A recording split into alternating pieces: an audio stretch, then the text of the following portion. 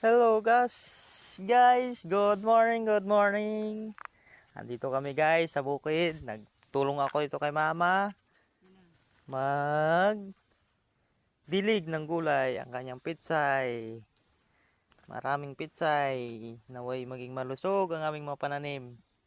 Para sa aming sapat na pangangailangan sa araw-araw. Thank you Lord. Ito si Mamang. Hey Mang. Hi, Good morning. pagod ako. Nagtiis ako kumahirap, iniwanan man ako ng mga anak ko. Nakapasyal saglit dito guys. Kay balik naman tayo sa trabaho. Ito guys. Yan na si aking sumama. Dito lang kami kumukuha namin pangangailangan sa araw-araw. Every morning namin, yung nag-aaral pa kami guys. Ganito talaga. Umaga pa, magdilig. Diligyan kami. Saka, dito kami nakapagtapos ng pag-aaral dahil sa garden. Pagugulayan. Kaya, ito, napakaganda. Awa ng Diyos.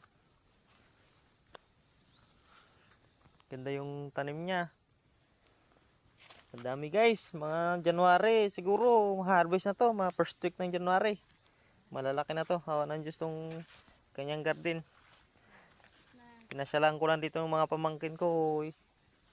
Kay nagulat na lang ako guys. Kala ko 27 pa, yung pala 30 na ngayon, December 30.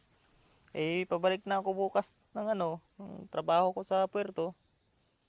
Kaya napag-isipan ko, nagpasyal ako dito. Maaga pa ako gumising guys. Para magtulong ng dilig doon sa mama sa kabila. Ngayon, pauwi na kami guys. Yan, yung kanyang kanyang mga sitaw. Sitaw, kanya. Ito, pauwi na kami guys. Ma? Mauna na ako doon, kaya mag-asikaso pa ako.